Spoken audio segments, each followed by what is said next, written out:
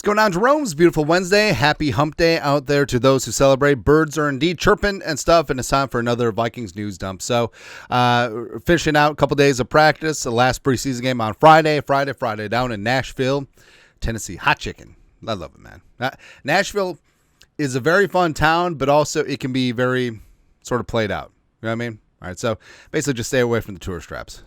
Nashville itself, like, I've always found this too, like, any city that's like a tourist trap, whether it's Nashville, whether it's Las Vegas, whether it's LA to a degree, Wisconsin Dells, party with the locals. That's right. Just go find towny establishments, whether it be bars, whether it be restaurants, whether it be go where the townies go. That's it. Anyway, Skull Production. But JJ McCarthy looking damn good. Also, the commander out there. I am the McCarthy commander. So great. Also, Josh McCown. Hey, if this quarterback 2 issue doesn't get worked out, come on. Now, I know that there's a rule where coaches cannot become players in season, but since we haven't gotten to the season, I mean, is it still open? I mean, why not? Like, honestly, knocking on all the wood, if there was an alien abduction, would you rather have like 47-year-old Josh McCown or Sam Howell just doing his best Nick Mullins impressions? I'm throwing 4 touchdowns a day. I don't know to which team, but 4 touchdowns. Also, not sure on the date on this. It looks like there's fans there up at the top. But Walter Rouse, Michael Juergens getting reps with the ones. It's good to see. Also, if I'm Walter Rouse or Michael Juergens, like, I'm getting this photo as like an artist painting. With McCarthy, Donovan Jackson. Ooh, it's for real. Hawkinson, comeback season. I love it. Yeah. Someone I dislike injuries. Kevin Seifert, ESPN, who's not Carl Gerbschmidt. I don't believe any of these injuries are long-term, but for the Vikings, likely Week 1 starters haven't practiced. Talk about practice. In the past 5 to 7 days, Naylor, jammed hand, CJ Ham, undisclosed, Harrison Smith, down with the sickness. That's really going to age bad. Hopefully, Harrison just has like the flu or something. And then Andrew Van Ginkel, undisclosed. So, obviously there are no injury reports in preseason and training camp, but I don't know. Like, I understand giving guys, especially older veterans, days off, especially so close to the season. But at a certain point, like Bears Week, when there is injury reports, I mean, we like to see Ham or Van Ginkel, Harrison Smith revved up, ready to go. Also, Levi Draco Rodriguez has an ankle. So, well, technically he has 2 ankles, but yeah. Injury with 1. Yeah. Also, speaking of wide receiver, Vikes fan page, according to Tom Pelissero, he could see Marshall Tucker Band, can't you see? The Vikings adding a wide receiver, he stated on KFan. Seems like Minnesota is waiting to hear official word on Jalen Naylor's hand. He was having trouble catching the ball with 2 healthy hands, so yeah. Take my strong hand. Jalen Naylor assuming that he's okay after his hand got banged up in that practice. Do they add a receiver at some point here? I could see that. And the Vikings, so Addison obviously suspended first 3 games. Jefferson is back being Jefferson. And then you got, I don't know, what? Lucky Jackson, Deshaun Jones, Ty Felton, Thayer Thomas. So, I don't know. As I said, I don't see the Vikings making a big-time splash, either signing a wide receiver for a big amount or trading a huge trade. Like, if it's something where it's a small late-round pick swap, sure. But also, keep in mind that receiver is needed right away. The first 3 weeks of the season. And are you really just going to go out and find a wide receiver 2 off of the scrap heap? Don't know. But as we said, likely it's going to be handled in-house. Maybe not even by a receiver per se, but a lot of 2 tight end sets, a lot of 2 running back sets, a lot of Aaron Jones, Ty Chandler, Josh Oliver involved in the passing game. So who knows? Also, Vikings made a couple rooster moves. So the Vikings signed 2 players, and none of them are wide receivers. So Vikings fans are in shambles right now. But the Vikings signed offensive lineman Zach Bailey, as well as running back Xavier Valade. Now, these are more just to have warm bodies in the 3rd preseason game. Bailey actually played for the Vikings back in 2021. The pride of South Carolina. He played a fistful of preseason snaps at right tackle for the Vikings. Pre-regime, Spielman and Zimmer.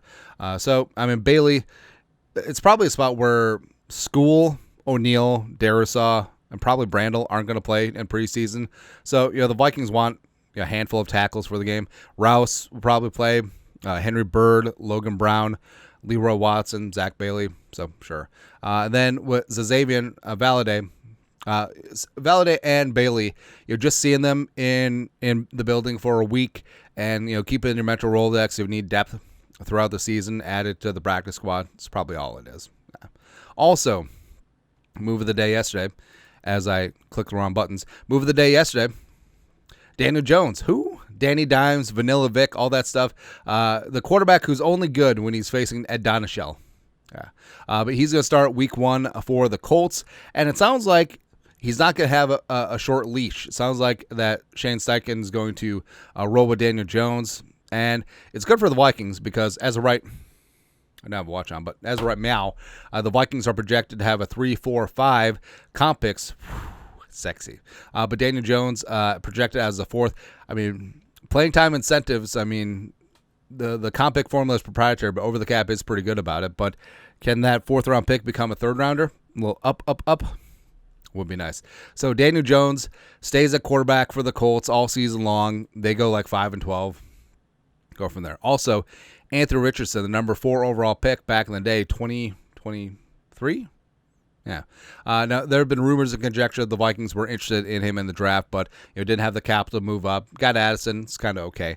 But just the embrace. Just the embrace. Like there was but just another prime candidate for the Kevin O'Connell Center for Quarterbacks who can't throw good and want to learn how to do other stuff too. So Anthony Richardson, quarterback 3, behind Brosmer as quarterback 2, behind J.J. McCarthy, quarterback 1. Let's start a quarterback factory because we get credit if they leave in comp picks. We can get a trade, obviously, and it's the most important position of all team sports. Let's just build a powerhouse. And, the fact that Kevin O'Connell, like they seem to found a diamond in the rough in Brosmer. Sam Howell kind of is whatever. So, I don't know, man. But Anthony Richardson, welcome on in. You are a Minnesota Viking because the hug, it's good stuff. Also, so the Vikings don't have a ton of camp competitions, but one that's been sort of percolating underneath the surface is the punter / holder job. Yeah, according to Vikes fan page, according to Gessling Strib, the punter position is very much up for grabs. He mentioned on KFan. I think it's still something they're very much trying to figure out. I think it's very possible there's a change there. Now, Wright is sort of whatever, but he can hold well for Reichard, and that chemistry can't be discounted. But Chapman, they're starting to work in as a holder. I think Chapman has a more live leg and is way more interesting as a punter, so I could see a change there. So we'll see. Also, some we'll see, is Tommy Kramer, a former Vikings great number 9, having a garage sale. Join me Sunday if you're around. So if you're in the Hopkins area, one of the OG suburbs, Vikings Legend Personal Items Garage Sale, August 24th, 1 to 4. Garage sale exclusive, 1-to-1 items from former NFL players. I hope they're all jock straps. Autograph, frame prints, personal items, jerseys, helmets, and vintage memorabilia. I've told this story on the show 17,000 times, but it's still good. So remember when Bug Grant was having all those garage sales all the time, rest in power? And we had gone to one of the first ones, right? Just to browse, peruse, and all that cool stuff. And the wife and I were buying a new house at the time, and we had looked at some of those houses in the Bloomington area, and then I thought it was like, wait, we looked at one house, we were like, wait a minute, I've seen this neighborhood before. It didn't click right away, but then I looked it up. It's like, oh, I could have been Bug Grant's neighbor. That would have been so great. I could have borrowed like his the little rolling trolley that has the grass seed, and then forget to give it back. We could have garage beers with Bug Grant. That'd be great. Anyways, go help out Tom and Kramer, as well as help out his fundraisers for Joey Browner. Good stuff. Also, hey, if you want to get some money for the garage sales, fade this jelly bean. Ben Fox, our guy, a notable NFL futures bet made yesterday at Bet Rivers from Illinois better, $300,000 on the Bears over 8.5 wins plus 110. So he's betting 300K to win 330K, and no. I mean, there's a reason why those casinos and sportsbooks just keep getting larger and larger. I feel like this is lighting things on fire, and I understand. Hey, these odds probably came down because over 8.5 was, I don't know, maybe even money or maybe even minus 110. Well, no. Longer odds. Yeah, they're probably a better odds, but then it's like, oh, preseason. Oh, here we go. Oh my God. No. So it would be bad news week 1 if the Vikings play their backups and third stringers against the Bears. We learned that from the Bills game, sure, but I don't know. I just don't see it. Like, maybe the Bears get their ish together in a year or two, but it's not this year. I feel like their absolute ceiling is 7 wins. All right, and I know that like Adam Rank and all these other jabronis are just picking the Bears like, oh, here they go, Chicago Bears, the Bears. Double-digit wins, win the division, whatever. It's okay. The reason we talk about this because we want on record, we want on wax these really stupid takes all over the place because this is the same hype that the Bears have had the last couple of years, the same hype that the Lions had, and then they missed the playoffs, and then they had a couple of good seasons, whatever. But it's okay. Lastly. So we've been highlighting like random merchandise that I want, but also I'm kind of a boomer. Like paying $40 for a hat. I understand it's the price. The price is the price nowadays because of inflation. But also just like, man, I remember as a kid, hats were like $15. And we used to walk to school both ways up a hill. Why don't you walk around the hill? Shut up. Yeah. But this Randy Moss shirt from Homage. Now, this is not sponsored, but Homage, I feel like their quality is good. Like the shirts are soft, and of course, like just a look. This looks good. All right, so it's the Randy Moss famous "Hi Mom," look in the camera, stat line, 3 for $153 and 3, destroying the Cowboys on Thanksgiving. Woo, that was a good game. Except it's $40. Who pays $40 for a T-shirt, man? I don't know. Maybe how much will just send me one. But we need to start exploiting capitalism more here. That's all. Anyways, also, do I have cilantro? Eat too much cilantro. Anyways, that's it. Vikings news done for this beautiful, glorious Wednesday. You guys are the best. You know what to do. Skol, production value.